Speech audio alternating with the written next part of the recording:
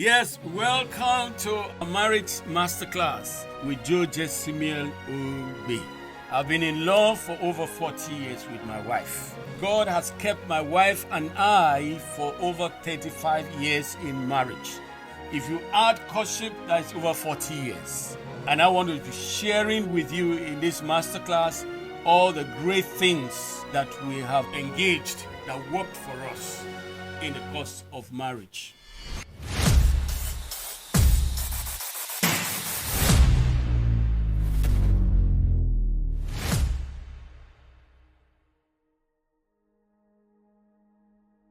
We are all individuals. Your wife is an individual. You as a person, you too, you are an individual. You are an individual. And that's what we call individual idiosyncrasies, individual peculiarities, individual norms, individual traditions, and what have you. There are things that are so unique about your wife. Your knowledge of your partner will give you credence to function within the space of marriage. Knowledge is key. Now see what the Bible says in 1 Peter chapter 3 and verse 5. Likewise, ye husbands. This passage is directed to husbands. Are you a husband listening to this? Listen very attentively. Likewise, ye husbands, dwell with them, that is your wives, dwell with them according to knowledge, giving honor unto the wife as unto the weaker vessel, as being heirs together of the grace of life, that your prayers be not hindered. We have the duty as husbands, we have the obligation to know our partner, our wives deeply. This knowledge will give us the power to be able to do all that we need to do to keep our homes, keep our families together in happiness, in harmony, and what have you. What do you know about your wife? Apart from the physical aspect, oh, she's tall, my wife is tall, my wife is beautiful, my wife is black, my wife is white, my wife is this. Is that all you have to know about your wife? Your wife is much more than the physical physique. She's more than that. Your wife is more than that. Now let me ask you, do you know the thinking patterns of your wife? What does she think about most of the time? Do you know? What goes on in her heart? Do you know? How does she feel about things? Now, in the course of our marriage, I got to know that my wife does not like to be shouted at. When I am talking to her and I raise my voice, he said, you're shouting. That one could even make her cry. Why are you shouting at me? Oh, why? I say, I'm not shouting. Because naturally I talk loud. But she has now taken it as I'm shouting at her. I say, I'm not shouting at her. You're shouting at me. You're shouting at me. You know, it also takes me to our upbringing. You know, my wife is Ajebota. You know what they call Ajebota? You know, in Yoruba land or in our local parlance, Ajebota. You know, those children, soft kids, you know, from rich homes. But me, I'm Ajekpako, Abi. The hard guys, you know. When we're growing up in the village, if you are shouting, hey, they are calling your name, now shout. They are rebuking, shout, everything shout. But when she was brought up, they don't shout. Everything is so soft. Now, getting married and then getting married to somebody who is being used to shout. You know, your mother is shouting at you, your father is shouting at you, everybody, your siblings, your elderly ones, everybody shout, loud. You know, you get used to it and you carry the same lifestyle or the same norm to your family. You will have issues, you know. So I had to deliberately, speak to myself. I said, when you are talking, you have to really calm down. If not, except you want her to be crying again. So I'll try to calm myself down, calm myself down.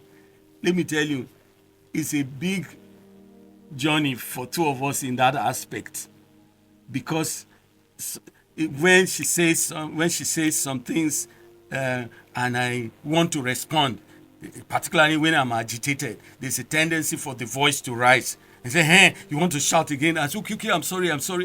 Okay, I'll calm down." No, you just have to know some things about your wife. Let me tell you, the things that will make your wife an outstanding woman is inside her, not outside her.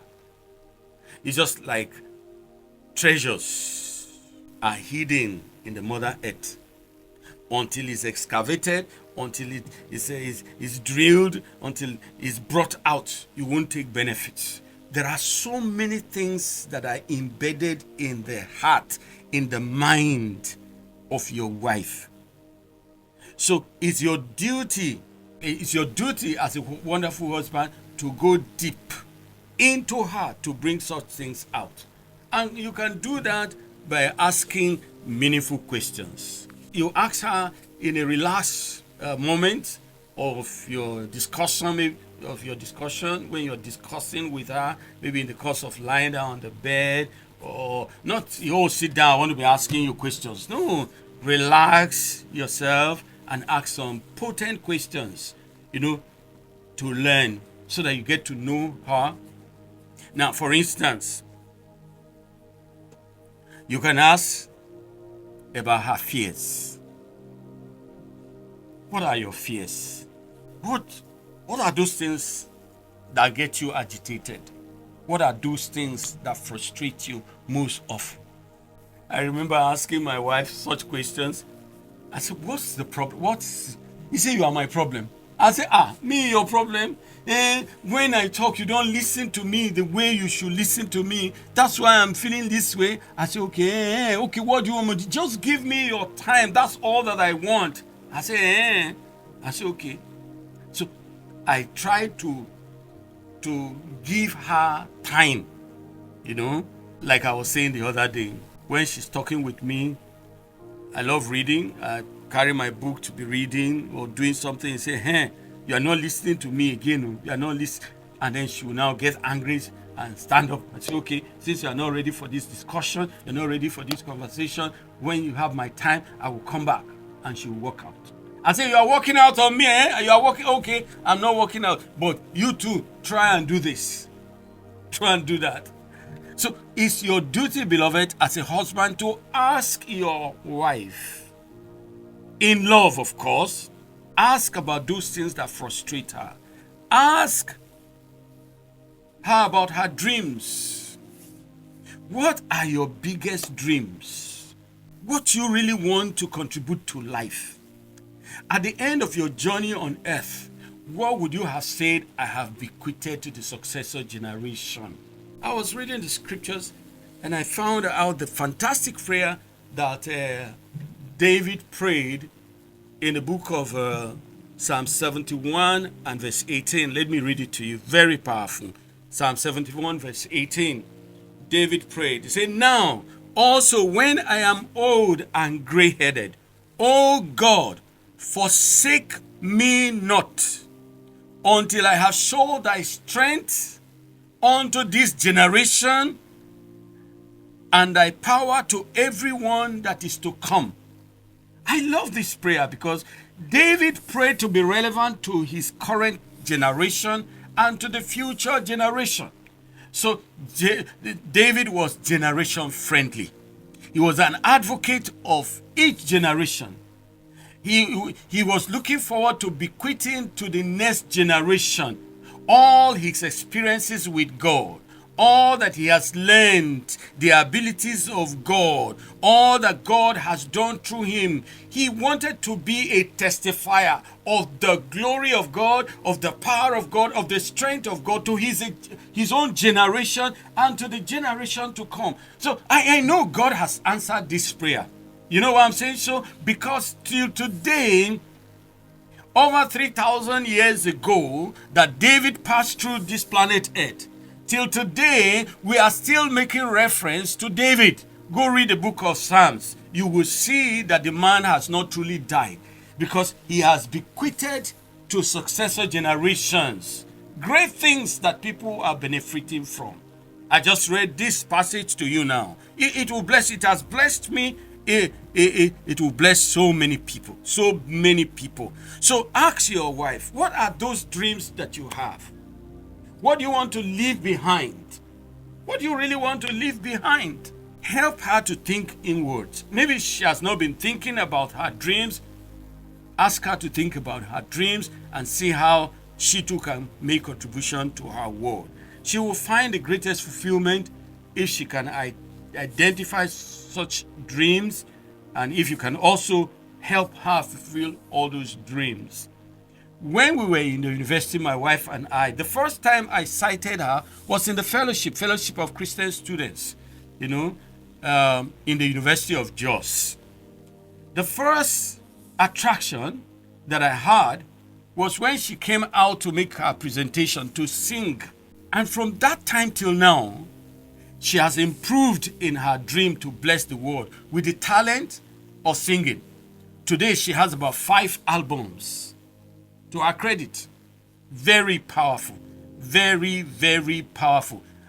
Her current song, Afresh on Me. I think I would like my media people to play it for you, in the course of the broadcast. Very powerful song. Very, very, very powerful. Afresh on Me. Every wife has something to offer her world. Everybody. As a husband, you have something to offer your world. As a wife, you also have something to offer to your world. You can also ask questions about her growing up. Her likes, her dislikes. Whatever we have become today as individuals. Our parents can tell us, oh, you have a trace of this when we are growing up. Oh, I know you have a trace of this. Like, I'm in ministry now. My mother saw it long, long time ago that I was tilted towards the things of God. I never missed Sunday school, in Methodist church those days when I was growing up as a little kid. I remember one incident. Oh, it's a funny incident. I don't know whether I should tell you. Yes, let me tell you. It's a very practical anecdote. Very beautiful. We were in the village, Methodist church. Oh, I think I was about, was it 5 or 6? And those days, we never had a children's church, different. All the adults, all of us were put together, But I was so stubborn as a little kid. So I was jumping with my friends. The usher, who was wearing one band like this across his chest, he just came. He said, look, I'm warning you. You're jumping up. Stop it. The moment I noticed that the man has gone to another side, I started jumping up and down again. The man came with anger. He pulled me to himself like this and gave me a knock. Perhaps. Jesus, my brain want blow. I can never forget that knock. My head scattered. That was how I sat down. Quietly, I sat down until the church was over.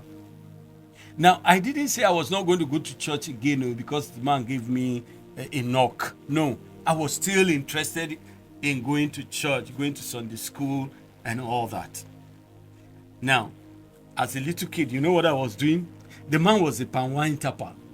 So each time he climbs up and I will look at him from our compound, I say, God, let this man for beating me. Let him fall down from the palm tree. Let him fall down and die. Let him fall down for beating me in church. God didn't answer that prayer. Because God knew that I was stubborn. I was in the error. But the man was right for disciplining me. Praise the Lord. It's very funny. Very funny. Don't you think so? So I remember childhood stories. Ask your wife also about her childhood. How was she growing up? You know, who played one role or the other? You know, ask her questions. Were there cases of abuse?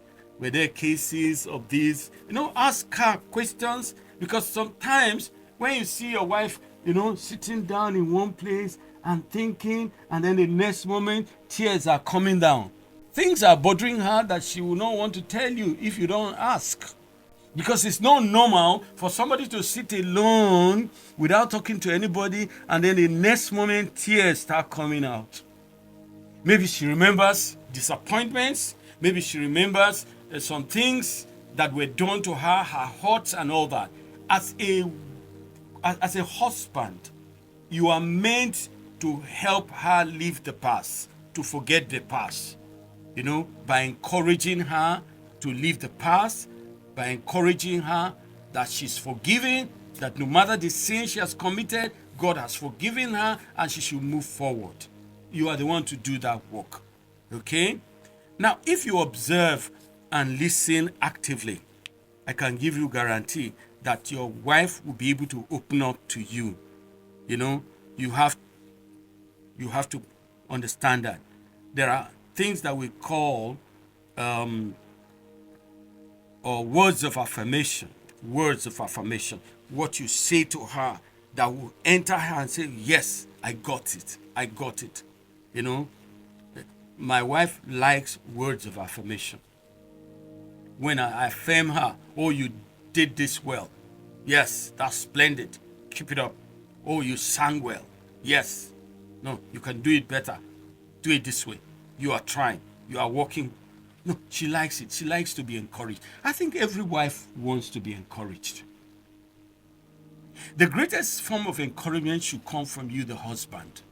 It is not the best for her to receive encouragement in her workspace, in her place of work. You know, the managers are telling her, oh, you are doing a fantastic job. Or colleagues are telling her, you are doing a fantastic job. Oh, madam, you are just this, you are just that. And then when she gets home, she doesn't get encouragement. Rather, it's bashing. Rather, you're bashing her, you're insulting her. She will not be her best at home. You know? So be the first person to give her words of encouragement, words of affirmation. Be the one, you know, that would truly show love. True love, like I explained earlier on. You know, love. Love is the key. Love is the key. Now, do you know what triggers your wife? If you don't know, please go and study her. There are things that calms people down. And there are things that stress people out. My wife, anytime she's agitated, anytime she's like offended, the best way to suit that situation, to ameliorate the situation, to make it better, to make her feel better rather, is to take her out, surprise her. We're going to the office one day, you know, from the house in the morning, and I just drove her straight to Sheraton Hotel. I said, where are we going? I said, we're going out. I just want us to have breakfast in Sheraton. Oh, no, thank you, thank you. She was so excited. She was really excited. I knew that my wife loves eating out. So the best way to suit her, the best way to make her feel calm and all that, to calm her down, I had to take her to a place where she would be relaxed. You know, at the end of the outing, she was so excited throughout the day. She was thanking me. Oh, thank you for the breakfast. I enjoyed myself and all that. Now, the truth is that you don't have to take your own wife to Sheraton. Don't misquote me. Before you say, oh, Pastor Joe says, take your wife to Sheraton. Okay, come and take me to Sheraton. No, there are places you can take your wife to.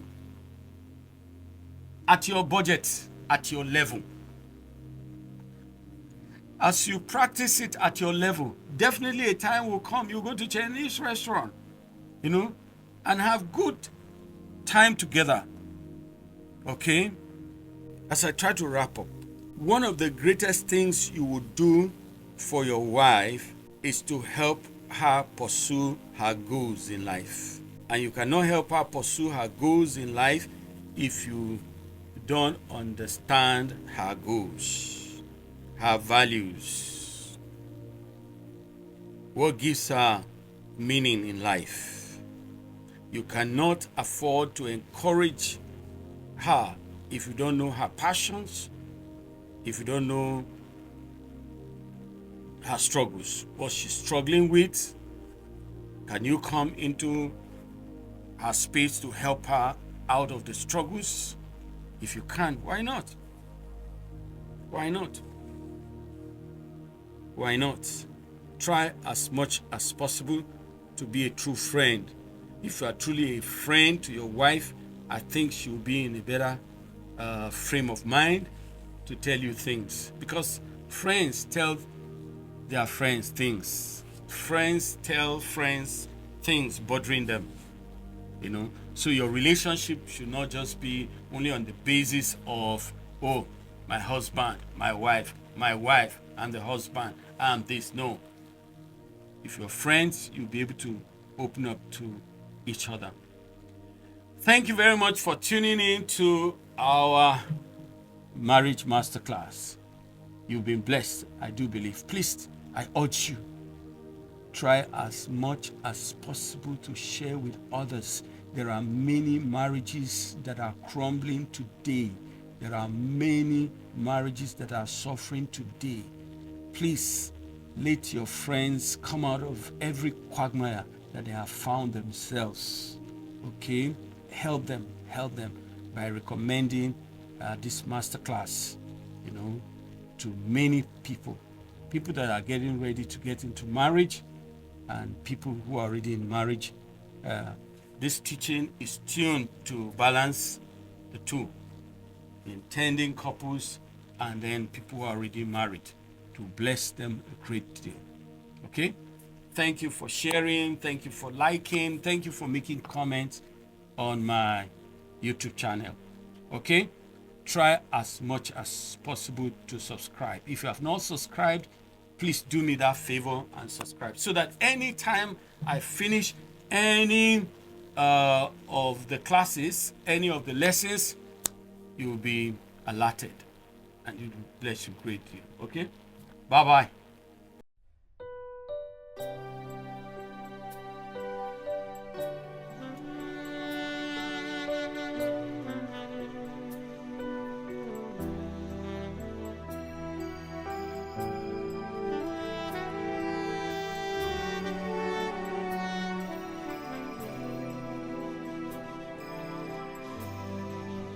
Afresh on me, oh Lord, afresh on me.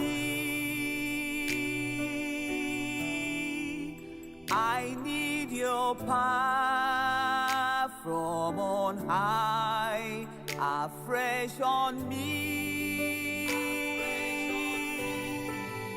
Yesterday's power is not enough. I need your power for today, afresh on me, oh Lord, afresh on me. Visitation from heaven is all I need, oh Lord. Just one touch from you and I'll be changed. It's my cry, oh Lord, that you breathe on me. Touch me with your power, Lord, afresh on me.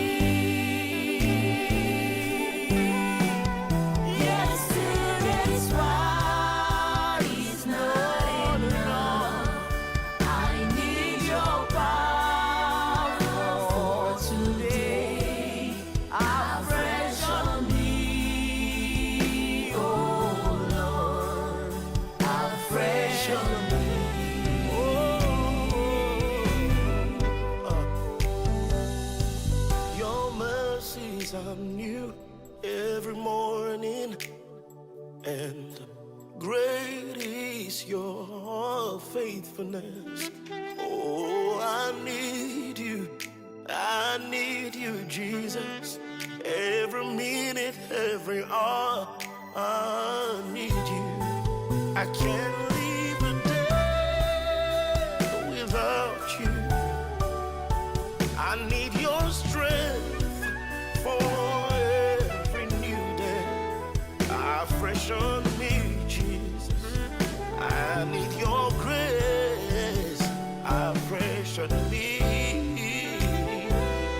Oh, fresh on me.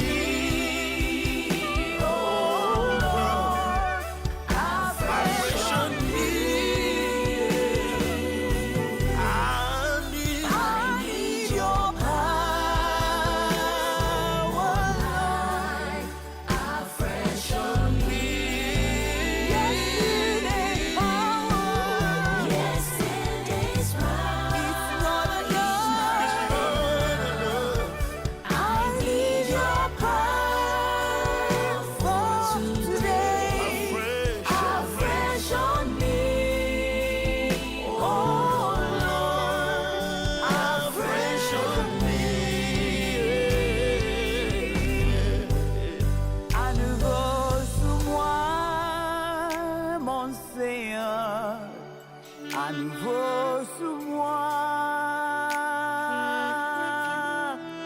j'ai besoin de ton pouvoir. À nouveau sous moi.